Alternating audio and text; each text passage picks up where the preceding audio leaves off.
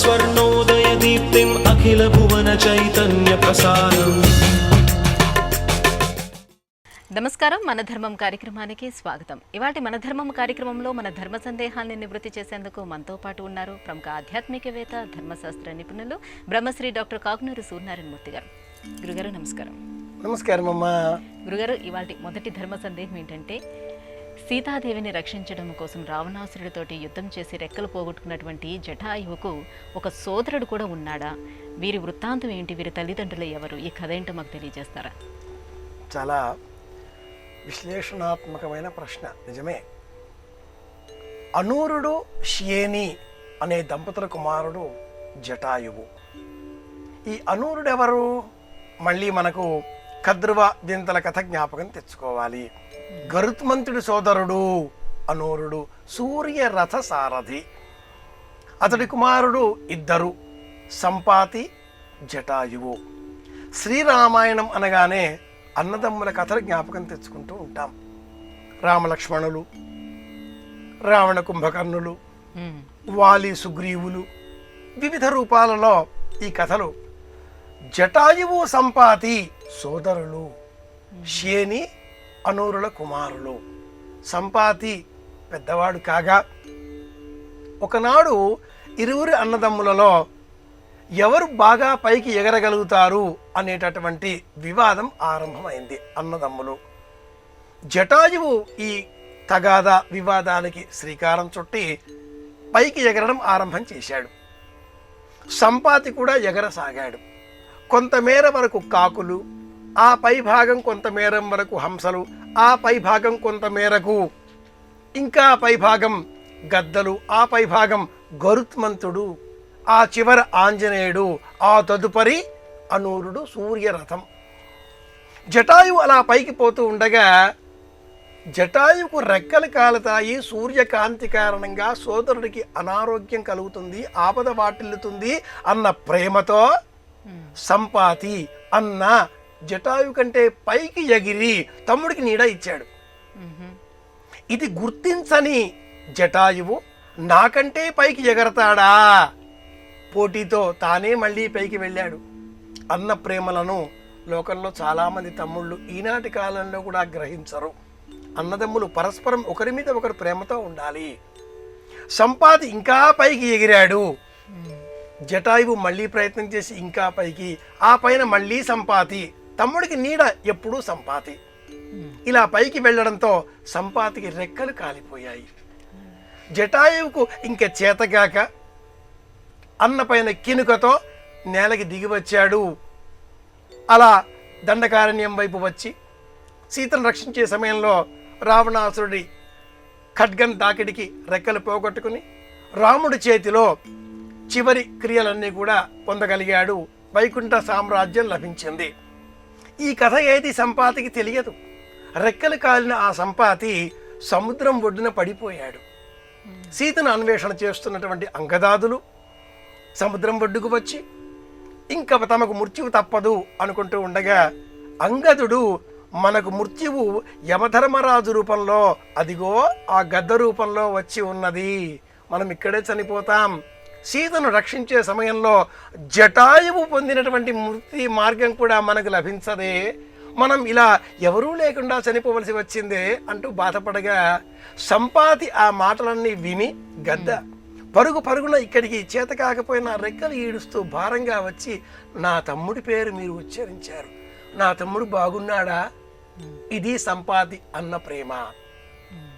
సీతను రక్షించేటటువంటి సమయంలో జటాయువు అసువులు కోల్పోయాడు, ప్రాణాలు కోల్పోయాడు అని విని సంపాతి దుఃఖించి, నా తమ్ముడు ఏ పని ఆరంభం చేశాడో సీత రక్షణ ఇదిగో నేను కొనసాగిస్తాను. నా కంటికి సీత కనిపిస్తోంది, లంకా నగరంలో అశోకవనంలో చెట్టు క్రింద నేను చూడగలుగుతున్నాను, నా దృష్టి విశాలమైనది. మీరు ఎవరైనా ఎగరగలిగితే, ప్రయాణం చేసి లంకను చేరగలిగితే సీతను ప్రత్యక్షంగా కూడా మీరు చూడగలుగుతారు. ఇది సంపాతి ప్రేమ. జటాయువు రావణాసుర ఆ సమయంలో చేసిన యుద్ధరంగంలో ప్రయత్నాలు చేసి రెక్కలు పోగొట్టుకొని రాముడికి సీతను అపహరించింది రావణుడు అని చెప్పి ప్రాణాలు కోల్పోయాడు. రాముడికి జటాయువు రావణాసుడి ఉనికిని కూడా చెప్పే ఉన్నాడు. శబరి చెప్పే ఉంటుంది, సుగ్రీవుడు చెప్పే ఉంటాడు. అయినా కూడా సీతా అన్వేషణ కోసం రాముడు నలుదిక్కుల వానరులను పంపించాడు. రాముడు తండ్రికి కూడా చేయనటువంటి అంత్య సంస్కారాలు జటాయువుకు చేశాడు. మొత్తం శ్రీరామాయణంలో రామచంద్రమూర్తి సాక్షాత్తు విష్ణువాంశ సంభూతుడు, శ్రీమన్నారాయణమూర్తి పరతత్వ స్వరూపం అని గమనించేటటువంటి సందర్భం ఒకే ఒక్కటి, జటాయువుకు మోక్షం ఇవ్వడం. ఇది అన్నదమ్ముల కథ. గురుగారు, అన్నదమ్ముల ప్రేమకు చిహ్నమైనటువంటి జటాయువు సంపాతి కథను చాలా చక్కగా వివరించారు. ఇక మరో సందేహం ఏంటంటే, అగస్త్య భ్రాత అని ఒక పలుకుబడి లోక వ్యవహారంలో ఉంది కదా, దీనికి నిజమైన అర్థం ఏమిటి? అగస్త్యుడు లోపాముద్ర దంపతులు సప్తర్షి మండలంలో వీరిని మనం గమనిస్తూ ఉంటాం. ఈ అగస్త్యుడికి ఒక సోదరుడు కూడా ఉన్నాడు. అతడి పేరు ఎక్కడా కానరాదు, వినపడదు. అయితే శ్రీరామాయణానికి వ్యాఖ్యానం అందించినటువంటి గోవిందరాజుల వారు ఈ అగస్త్య భ్రాత ఆ సోదరుడికి సుదర్శనుడు అనే నామాన్ని సూచించినట్లుగా పలువురు చెబుతారు. గోవిందరాజీయంలో ఈ సుదర్శన నామాన్ని మనం గమనించవచ్చు. అన్న వదిన ఉండగా వారి చాటున ఉన్న మరిది ఏ విధమైనటువంటి ప్రజ్ఞ లేకపోయినా జీవితాన్ని ప్రశాంతంగా గడపగలుగుతాడు. ప్రతి వ్యక్తికి 5 తల్లులుంటారు.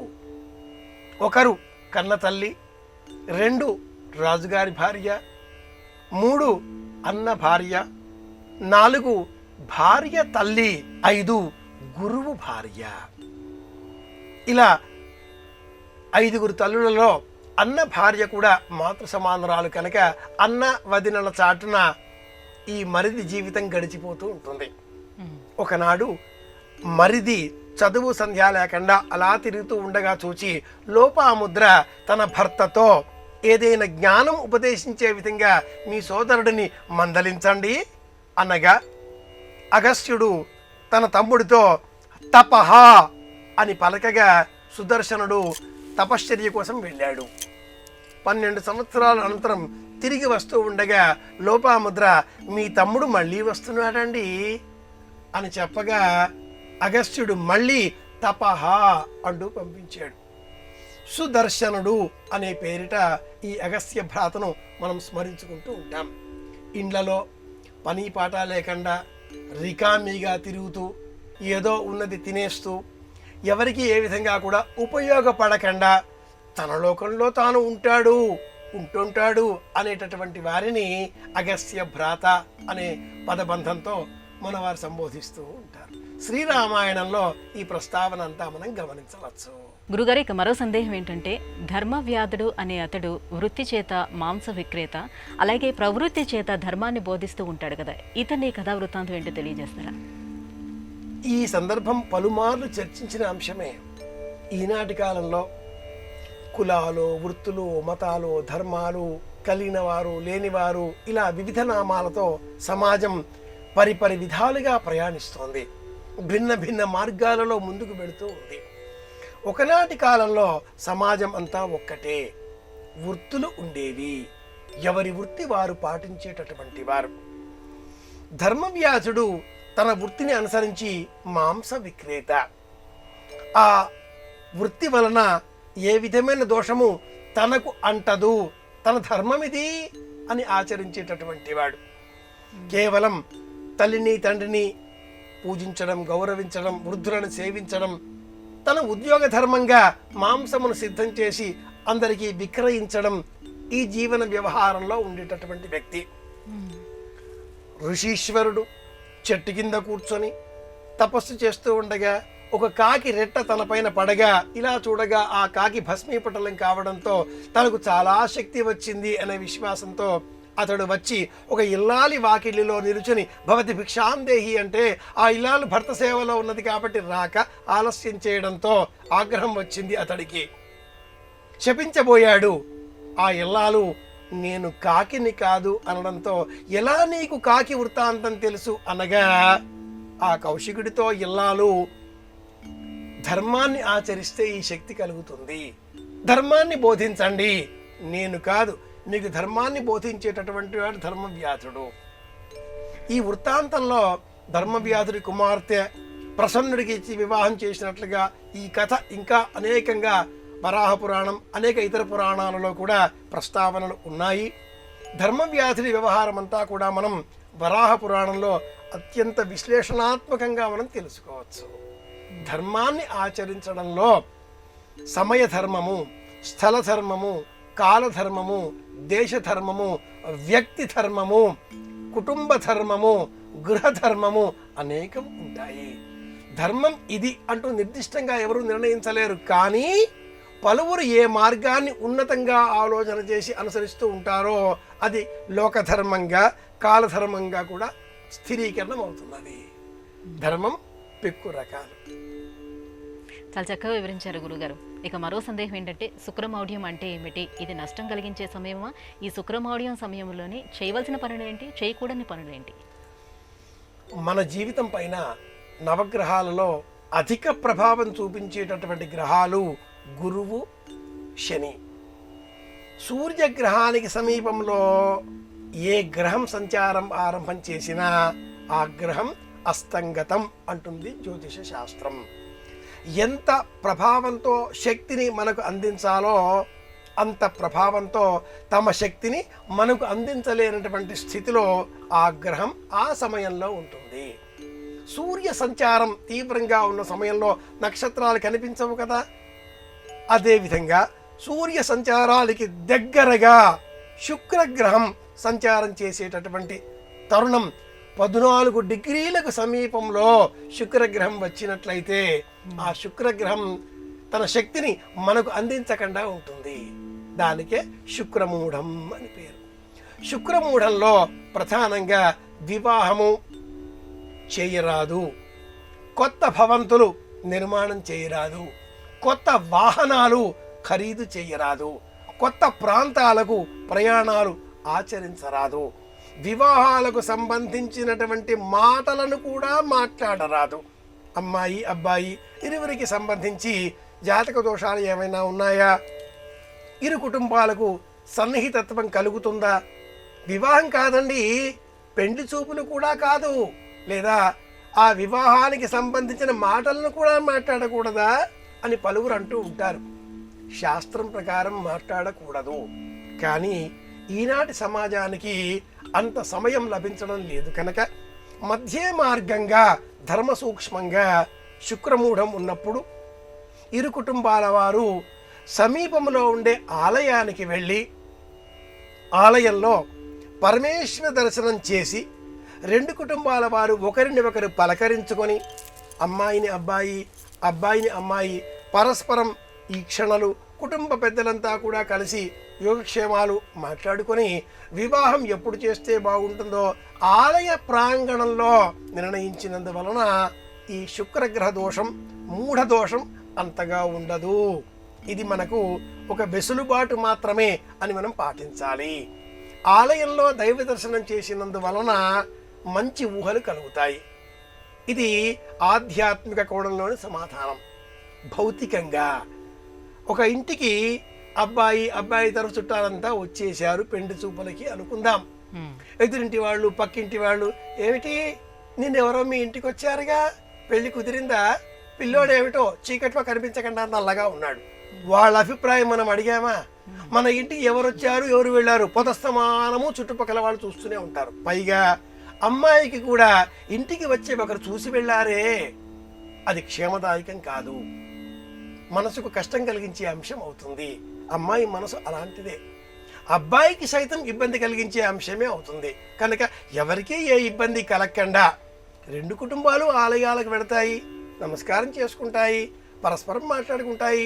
శుక్రమూఢంలోనే కాదు, ఇతర సందర్భాలలో కూడా పెండ్లి చూపులు, పెండ్లికి సంబంధించిన మాటలు ముచ్చటలు ఆలయ ప్రాంగణంలో చేసుకుంటే ఎవరికీ ఏ ఇబ్బంది కలగకుండా ఉంటుంది. ఇది ధర్మ మార్గం. శుక్రమూఢంలో ప్రధానంగా ఆచరించకూడనివి వివాహపరమైనటువంటి క్రియాకలాపాలు. బంగారం కూడా కొనకూడదు. శుక్రమూఢంలో పాటించవలసిన మరి ఒక ప్రధానమైనటువంటి చర్య. శుక్రమూఢంలో బంగారం కొనకూడదు అని కూడా పెద్దలు చెప్తారు. గురుగారికి మరో సందేహం. త్రిమూర్తులైనటువంటి బ్రహ్మ, విష్ణు, మహేశ్వరుల్లో శివుడికి విష్ణువుకి ఆలయాలు ఉన్నాయి. మరి బ్రహ్మకి ఆలయాలు లేకపోవటంలో అంతరార్థం ఏమిటి? బ్రహ్మతీర్థం అనే పేరిట, పుష్కరిణి అనే పేరిట రాజస్థాన్ ప్రాంతంలో ఒక చోట ఆలయం ఒకటి కనిపిస్తోంది. అది తప్పించి ఇంకెక్కడా మనకు బ్రహ్మదేవుడికి ఆలయాలు లేవు. ఎందుకు లేవు? ఏదైనా పురాణంలో నేపథ్యం, కథనం ఉందా? బ్రహ్మవైవర్త పురాణం అనే పురాణంలో బ్రహ్మదేవుడికి ఆలయాలు ఎందుకు లేవు అనే విషయం పైన ఒక చిన్న పిట్టకథ కూడా పురాణంలో ఉంది. పుర అపినవం పురాణం. ప్రతి సందేహానికి ఏదో ఒక పురాణం, ఏదో ఒక కథ తెలియజేస్తూనే ఉంటుంది. బ్రహ్మవైవర్తంలో ఉండే ఈ పురాణంలో ఉన్న కథ ఏమిటి అంటే, సృష్టిక్రమం ప్రారంభం చేసేటటువంటి తరుణంలో బ్రహ్మదేవుడు సనక సందనాదులను సృష్టించాడు. ఆ నలుగురు మేము సృష్టి క్రమానికి అంగీకరించం, తపస్సు చేసుకుంటాం అంటూ మౌనంగా వెళ్ళిపోయారు. కొంత అసహనంతో ఉన్న ఆ బ్రహ్మదేవుడు తన తొడపైన ఇలా చేయి పెట్టగా అందులో నుంచి నారదుడు ఉద్భవించాడు. బ్రహ్మమానస పుత్రుడిగా మనం చెప్పుకునే ఆ నారదుడు బ్రహ్మవైవర్తంలో బ్రహ్మ, జంఘ, ఊరువు ఈ తొడ భాగంలో నుంచి జన్మించినట్లుగా ఆ పురాణం వివరిస్తుంది. అలా జన్మించిన ఆ నారదుడిని చూచి బ్రహ్మ సృష్టి క్రమం కొనసాగించవలసింది, ఇల్లాలని ఏర్పాటు చేస్తాను అని చెప్పగా ఆ నారదుడు సైతం నేను అందుకు అంగీకరించను, నాకు కూడా తపస్సు అంటేనే మహాప్రేమ అంటూ తపస్సు చేసుకోవడానికి వెళ్ళిపోవడానికి సిద్ధపడిపోయాడు. ఆగ్రహంతో ఉన్న బ్రహ్మదేవుడు నారదుడిని చూచి, ఇలా నీవు నా మాట వినకుండా వెళ్ళిపోతున్నావు, తండ్రి మాట వినాలి, వినకుండా వెళ్ళిపోతున్నావు, తపస్సు గొప్పది అని వెళ్ళిపోతున్నావు కనుక నీకు కలహ భోజనుడు అన్న పేరు వస్తుంది. నువ్వు చేసే ఏ పని అయినా కూడా లోకానికి మేలు కలిగించేదే కావచ్చుగాక, కానీ ప్రాథమికంగా నీకు అపకీర్తి రాక తప్పదు అన్నాడు. ప్రతిశాపంగా నారదుడు కూడా ఆగ్రహంతో ఇలా మాట్లాడరాదు, ఇలా మాట్లాడే మీకు పూజార్హత లేదు అన్నాడు. ఈ కారణంగా బ్రహ్మదేవుడికి ఆలయాలు ఈ దేశంలో లేదు అని మనకు బ్రహ్మవైవర్త పురాణం ఈ కథ తెలియజేస్తుంది. కొడుకు తండ్రిని శపించాడు. శపించడం అంటే అర్థం, మళ్ళీ మన వాళ్ళంతా, మన ధర్మం చూసే వాళ్ళంతా శాపాలు అంటూ ఉంటారు. అలా అనకూడదు. కటువుగా నా శ్లీలంకి ఈర్తయే దేత అంటుంది వేదం. కటువుగా అన్న మాట నిజమవుతుంది. నిష్ఠూరాలు ఆడకూడదు అని చెప్పాలి. గురుగారు, ఇక మరో సందేహం ఏంటంటే, పుష్కరాలు అంటూ నదులకు వచ్చేటువంటి పవిత్ర కాలాన్ని మన పురాణాలు చెప్తూ వస్తున్నాయి కదా, అయితే ఈ పుష్కరుడి యొక్క కథ ఏంటో వివరిస్తారా? పుష్కరుడు ఈశ్వరుని యొక్క అష్టమూల ప్రకృతులలో ఒక స్వరూపం.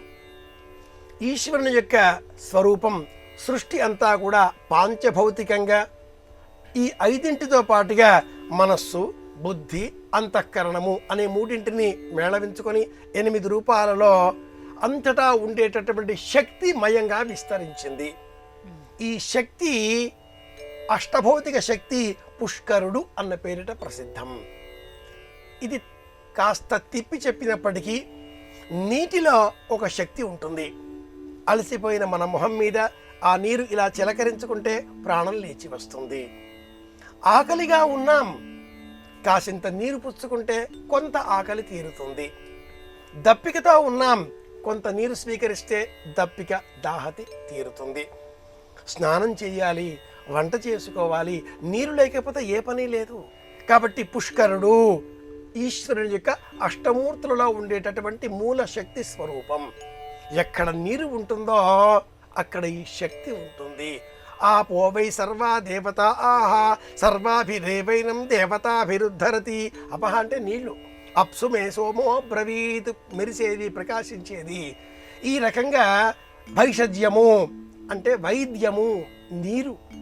ఈ తత్వము బ్రహ్మకమండలంలో తొణికిసలాడి నేలపైన పడి నదులలో సంచారం చేస్తూ ఒక్కొక్క నదిలో గురుగ్రహ సంచారానికి అనుకూలంగా సంవత్సర కాలం పాటు ఒక్కొక్క నదిని అనుసంధానం చేసే విధంగా ఈ కథలన్నీ, ఈ పుష్కర కథలన్నీ మనకు అందించే ఉద్దేశ్యం ఒక్కటే: నీటి నిలువలను కాపాడుకోవాలి, నీటి వసతులను సంరక్షించుకోవాలి. అలాగే అన్ని నదులను అనుసంధానం చేసేటటువంటి సరస్వతి నది అంతర్వాహినిగా ఒకటి ఉన్నది. 12 రోజులు అని మాత్రమే కాకుండా ప్రస్తుతం నర్మదా నదికి పుష్కరాలు 12 రోజులు అయిపోయాయండి అనుకోకూడదు. సంవత్సర కాలమంతా కూడా పుష్కరాలు ఉంటాయి. గంగే చ యమునే చైవ గోదావరి సరస్వతి నర్మదా సింధు కావేరి జలేస్మిన్ సన్నిధిం కురు. ఈశ్వరుని కుమార్తె నర్మదా. మేషే గంగా వృషేరేవ మిథునే చ సరస్వతి ఇలా చెబుతూ ఉంటారు ఒక్కొక్క సంవత్సరానికి. కనుక ఈ ఉద్దేశ్యం ఒక్కటే, మన ఇంట్లో ఉండే నీటిలో కూడా పుష్కర శక్తి ఉంది. నీరు వృధా చేయకూడదు, నీటిని కాపాడుకోవాలి, దాహతితో ఉన్న వారికి నీరు అందించాలి. ఇవన్నీ బోధించడం కోసమే పుష్కర కథలు. ఇది ఉద్దేశ్యం. గురుగారు, ఇక మరో సందేహం ఏంటంటే, ఇంట్లో ఏదైనా శుభకార్యం జరిగేటప్పుడు, గృహప్రవేశాలు కానీ వివాహాది శుభకార్యాలు జరిగేటప్పుడు పత్రికలు వేయిస్తూ ఉంటాం. ఆ పత్రికల పైన దేవతా చిత్రపటాలను కూడా మనం అచ్చు వేయిస్తూ ఉంటాం. ఇందు కారణంగా మనం ఆ పత్రికలని పారేయలేం. మరి ఆ దోషం రాకుండా ఉండాలంటే ఏం చేయాలంటారు? ఎందుకు పారేయలేమమ్మా? మన ఇంట్లో పాత దినపత్రికలు అవన్నీ కూడా అట్టా కట్టగట్టేసేసి వాటన్నింటినీ కూడా పాత పత్రికలు కాగితాలు తీసుకుపోయేవాడు వచ్చేసరికి అందులో పత్రికలు కూడా ఉంచి కాస్త బరువు పెరుగుతుందిలే అని మనం వాడికి ఇస్తూ ఉంటాం. వాడు అందులో మరి ప్రత్యేకంగా వెతికి మన గురించి వాడికి బాగా తెలుసు కనుక దినపత్రికల్ని ఇలా బొత్తిగా చూసుకొని పత్రికలన్నీ లాగేసేసి మళ్ళీ మన ఇంట్లో గిరాటేసిపోతూ ఉంటాడు. ఈ పత్రికల్ని ఎలా వదిలించుకోవాలా పరమాత్మ అని మన మనసులో కూడా కొంత ఆలోచన కలుగుతూ ఉంటుంది. ఏం చెయ్యాలి? ఆధ్యాత్మికంగా ధర్మపరంగా సులభమైన మార్గం ఏదైనా ఉందా? పత్రికల పైన దేవతామూర్తుల చిత్రపటాలు ఉంటాయి. ఆలయాలలో ప్రసాదాలు అందించేటటువంటి సందర్భాలలో కూడా ఆ ప్రసాదాల కవర్లు, సంచీలు, బ్యాగులు వాటిపైన కూడా దేవతామూర్తి చిత్రపటాలు ఉంటాయి. ఇలాంటి వాటిని ఏం చెయ్యాలి? పారవేయలేం. ఇలా వీటన్నింటినీ చక్కగా కత్తిరించి రాత్రి వేళ ఒక బకెట్లో నీరు పోసి, కత్తిరించకున్నా పర్వాలేదు, అలాగా కూడా ఒక బకెట్లో కాసింత నీరు పోసి పసుపు, కుంకుమ, అక్షింతలను అందులో ఉంచి, ఇది నర్మదా నది, పుష్కర కాలం నడుస్తున్నది, ఈ పత్రికలన్నింటినీ అందులో వేయాలి. మరుసటి ఉదయానికి ఆ పత్రికలు లేక ఈ ప్రసాదాలు ఇచ్చిన దేవతా చిత్రపటాలు ఉండేటటువంటి కాగితాలు, వస్తువులు ఇవన్నీ కూడా పలసనబడి మెత్తబడిపోతాయి. వీటిని చక్కగా మిక్సీలో వేసి రుబ్బి ఆ పల్ప్, ఆ ముద్దను మొక్కల పాదుల మధ్యన ఎరువుగా వినియోగించాలి. అందువలన ఆ మొక్కలు కొత్త పుష్పాలు ఇస్తాయి. పరమాత్మ స్వరూపాన్ని ప్రకృతిలో ఒక భక్తితో లీనం చేయడంగా భావన చేయాలి. పారవేయకూడదు. పూర్వకాలంలో చేటలు, అలాగే ఆ బియ్యం వాటిని ఇలా జల్లెడలు లేక మొంటెలు వినియోగించేవారు. వాటికి మెంతులు, పసుపు, ఈ కాగితాలు వీటిని పల్ప్గా తయారు చేసి వాటికి అంటించేటటువంటి వారు. పచ్చగా మెరిసిపోయేవి, మెంతుల కారణంగా పురుగు చెదలు పట్టేవి కావు, ఉపయోగపడేవి, ఆరోగ్యాన్ని అందించేవి. ఓపిక అది ఉండి ఈనాటికి జల్లెడ అవి వాడేవాళ్ళు ఉంటే వాళ్ళు తప్పకుండా ఈ పద్ధతిలో పత్రికలను వినియోగించుకోవచ్చు, లేదా మొక్కలకు పాదులుగా వేయవచ్చు. గురుగారు, ఇవాటి మన ధర్మం కార్యక్రమంలో మాకు వచ్చినటువంటి ధర్మ సందేహాలన్నీ కూడా నివృత్తి చేసినందుకు ధన్యవాదాలు. కృష్ణార్పణం.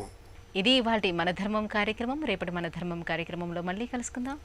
నమస్కారం. ఈ కార్యక్రమాన్ని తిరిగి చూడాలనుకుంటే www.youtube.com/ETV Life Spiritual లో చూడవచ్చు.